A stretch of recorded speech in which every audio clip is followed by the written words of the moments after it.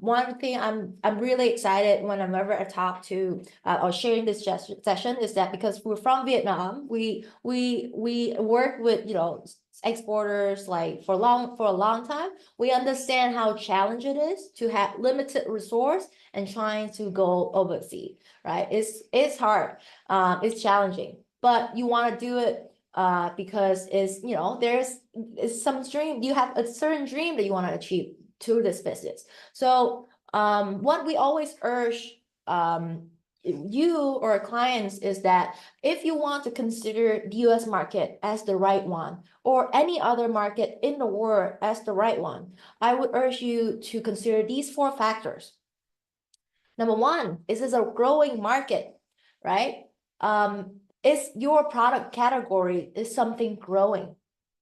If you are selling something related to kids, like kid snack or like baby products, but the market that you target is having a aging population, right?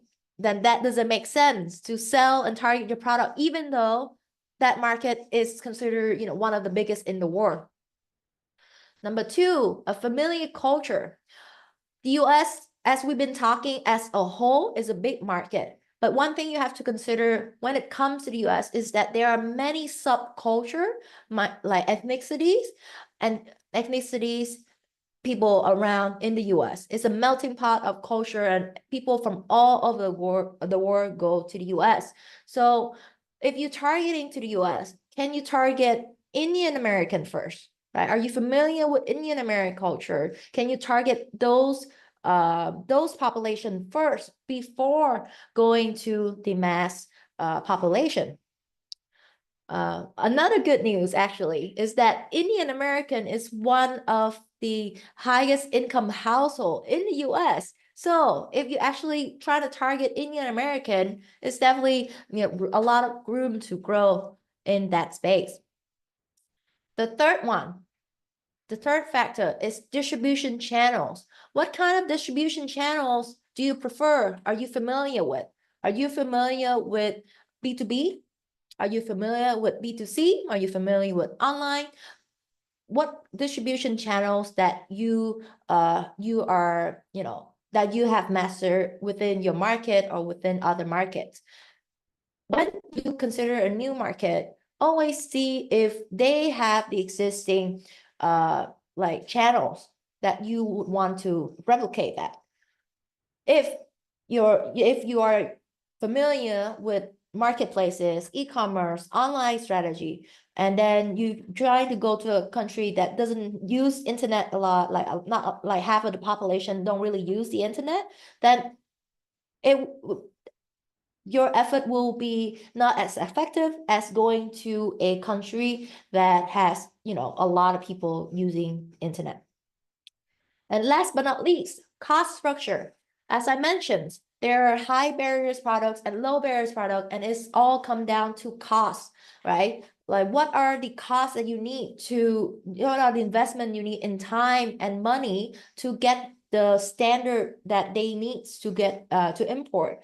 What are the safety standard? What are the licensing that you need? And one other thing is that, are there any tax benefit for you to go there?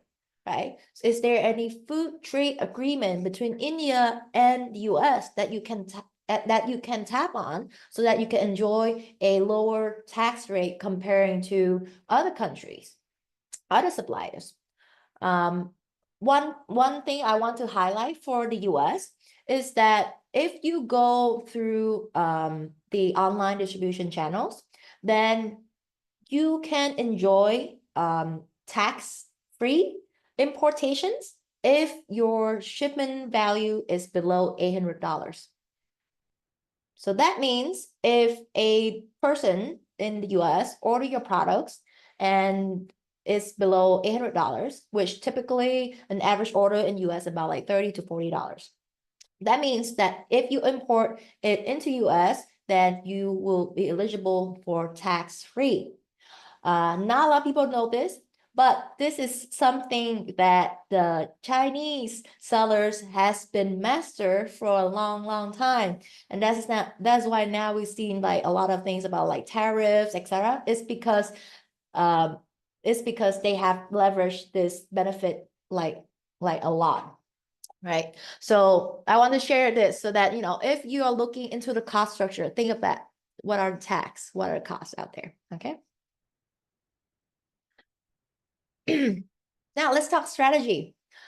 If you consider yourself as someone more comfortable with B2B and wholesales, my one tip for you is network, right? You need to network as much as possible, get in front of the potential buyers, distributors, and people that would partner with you.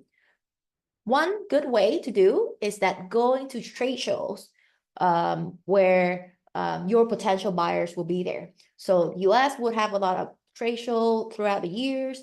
Any other country would have trade show for foreign brands that want to go into the market to participate, and then the local distributor, the local wholesalers will come and see you.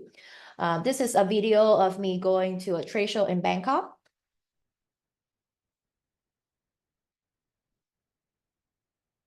So as you can see here, like the traffic is a lot. Within 2-3 days, you will usually have like 100 to 1,000 people, walking past. And usually you would, if your product is high demand, you can probably get like 300, 400, 500 people interested in contact leads that would love to engage with you. Now the sales cycle for B2B, if we can summarize it, is usually this 3 steps. Number one, you will find buyers. So earlier I showed you one way, which is offline. You got to go to the place, you got to go to the trade show, you got to go to US and find those that on the ground. Number two, I've also seen people that using email marketing. LinkedIn is also a very big network in US. So there's people that reaching out through these online channel and also getting buyers from there. So those are the 2 ways that you can use to find potential buyers. And with LinkedIn, right, it's really you can navigate and find exact people who are buyers, who are within the purchasing department of all the retailer and wholesalers. So LinkedIn also a good channel for you to find these potential buyers. Now, the process to go from finding them and shipping the product usually happen like this. You find the buyers, you build the relationship, and then once they interest in the product, they will ask you to send a sample.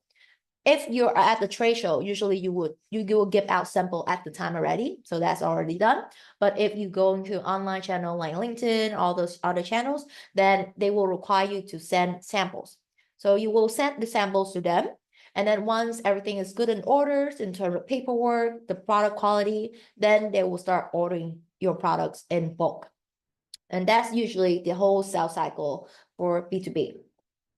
One thing to note about B2B is that the sales cycle usually takes about 6 months to a year minimum to get this cycle complete. So if you're going to do this route or this strategy, you need to consider, do you have enough runway to last 6 to 1 year without sales? Are there any other channels within your local or the different revenue channel that you can depend on while getting these sales in?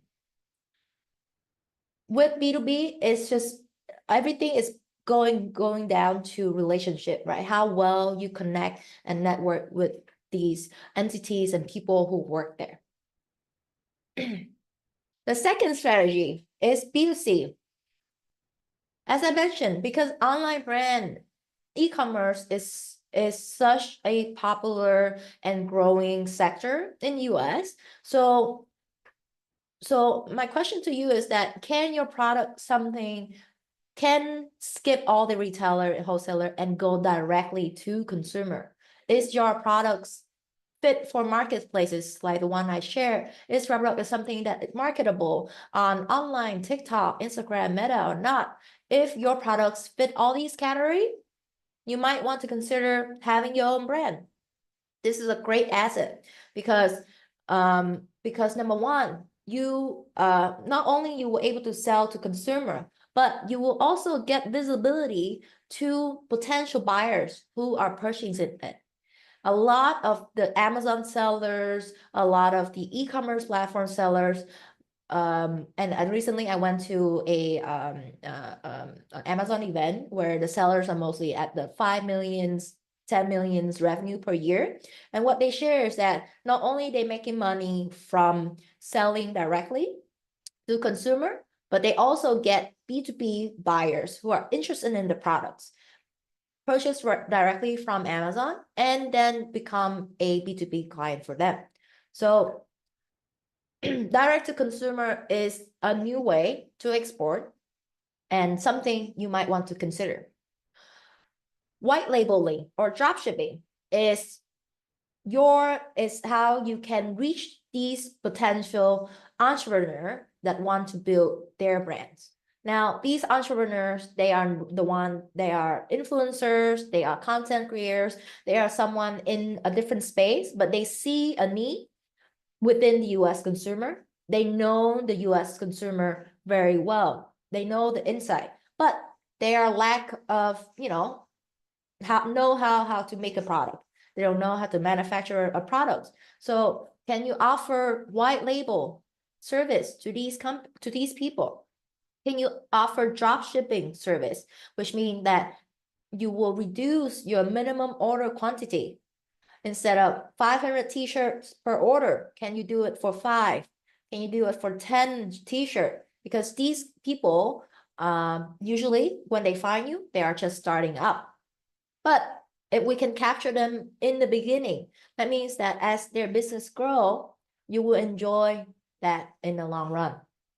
So like this is an example of a lady here. She was a full-time mom and she decided to start her own kid snacks in the US. And for sure, this product is not made from the US, right? So that means that she has to go through the entire process of finding someone outside of the US, making a product, shipping it over, and start selling. Can you partner with the people like this so that you can focus on making the products and service them, and then they'll handle the consumer, the marketing in the US. Here's the summaries of how it looks like when you do the B2C strategy. All you need to do is set up your website, right? List all the products that you have, and then allow people to order. Usually, as manufacturer or people that make bulk products, we like to sell it in bulk. But what is the minimum order that you're willing to offer to these people? And mind you, if you let them buying a small amount, that means you can charge higher. So that doesn't mean that you're just making a few cents out of your products.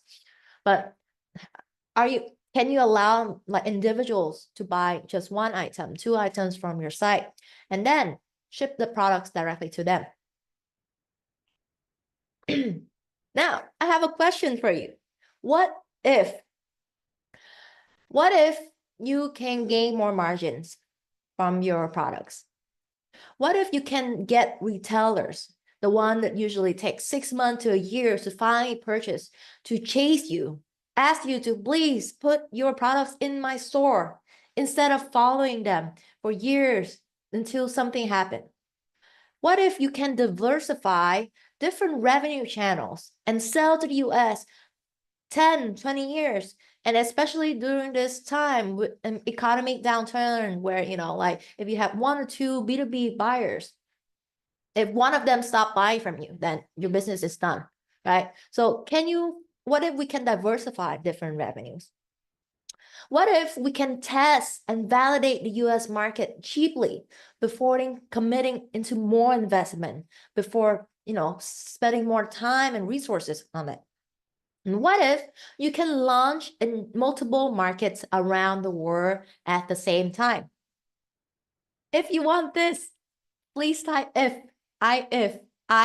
into the chat box. I would love to know if you would love to have this for your business. Thank you so much.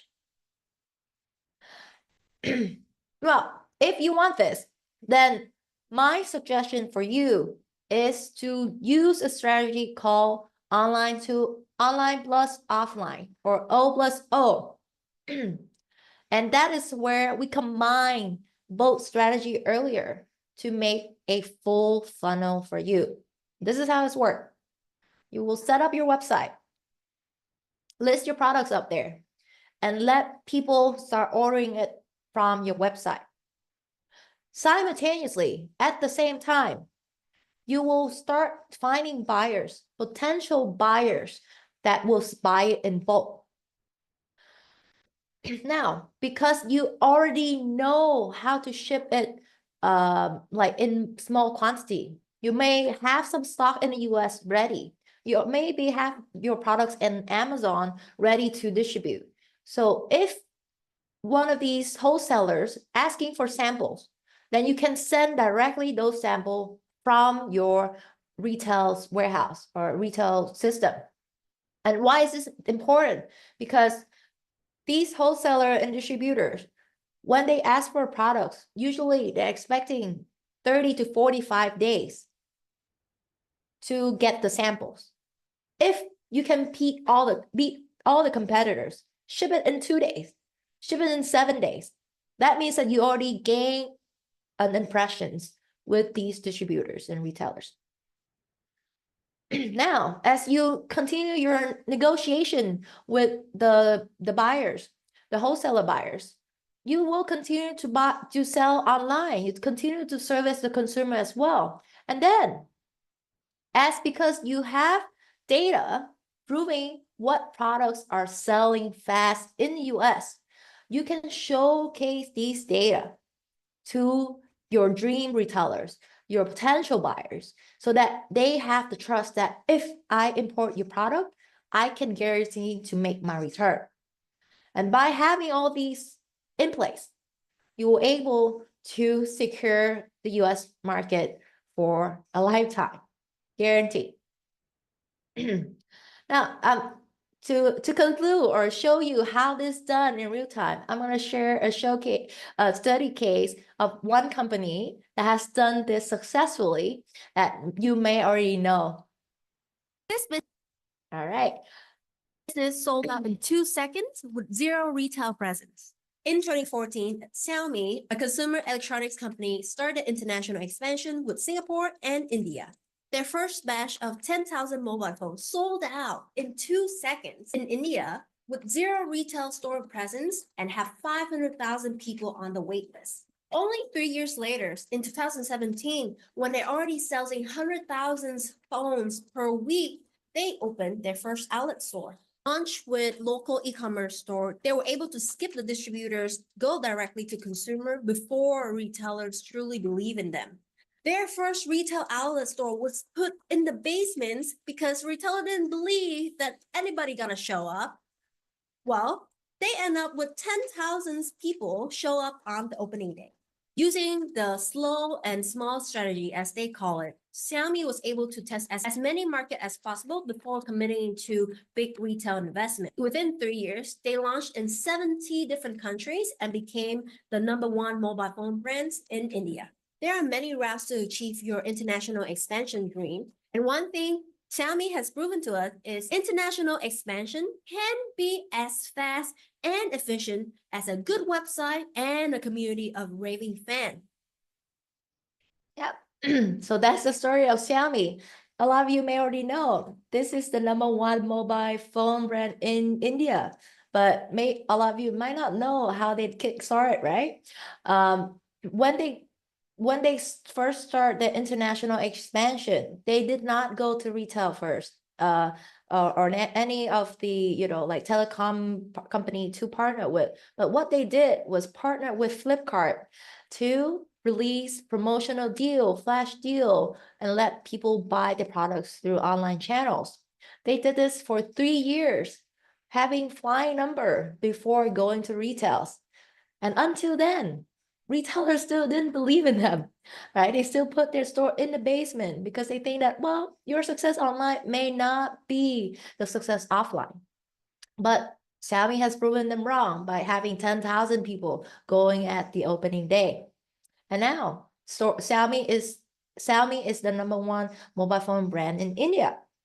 But one thing to also note, because they use this online plus offline strategy, within the first 3 years when they start their international expansion, not only they expanded to India, they expanded to 70 countries around the world at the same time. So that is why online strategy plus offline strategy is crucial, so that you can grow fast, you test as many market as possible, and then you invest in committing to markets that are showing real tractions. And that story conclude my sharing session today. One key session I would love for you to take from today is that have the right strategy in place is the key to export success.